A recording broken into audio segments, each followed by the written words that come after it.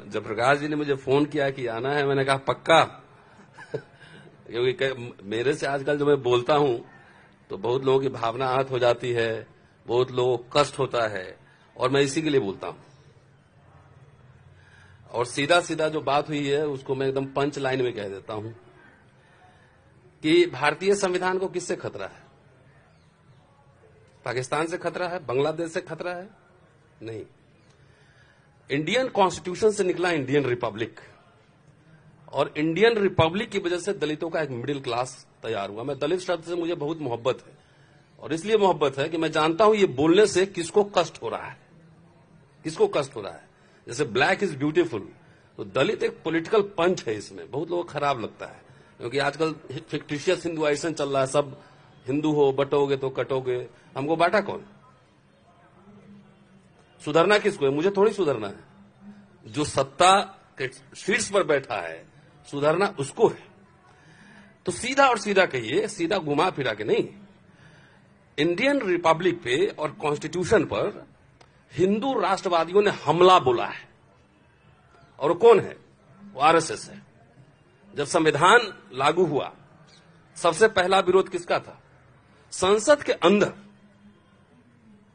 विरोध नहीं था, संसद के बाहर ऑर्गेनाइजर में जाकर लेख में 4 दिन बाद लेख छप गया कि भारतीय मिजाज के हिसाब से नहीं है।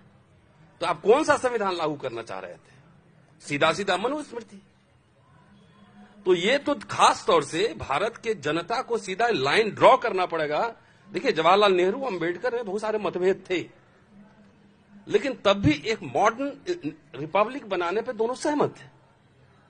जितने पार्लियामेंट में सिंबल बने वो सब बुद्धा से आया, अशोक से आया, अशोक चक्र तमाम।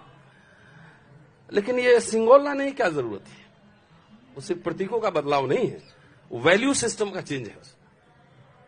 और इसलिए मैं खुल के कहता हूं कि आरएसएस से संविधान को बचाना है, बीजेपी से बचाना है संविधान को, राइटिस्ट फोर्स से इससे बचाना है। और संविधान खत्म करने की कभी घोषणा थोड़ी होगी, उसके प्रावधान खत्म कर दिए जाएंगे। आखिर ये मिडिल क्लास का फॉर्मेशन इंडियन रिपब्लिक से हुआ है। आप बताइए साहब, भारत जब आजाद हुआ तो भारत एक गरीब मुल्क था।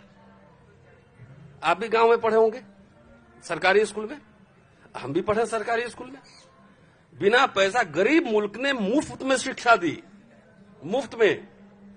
यूनिवर्सिटी खुले, आईआईटी खुले, मेडिकल कॉलेज खुले, और आज तक मोदी साहब कह रहे हैं कि 5 ट्रिलियन इकोनॉमी हमारा है। तो इतना अमीर हो गए तो शिक्षा महंगी क्यों हो गई?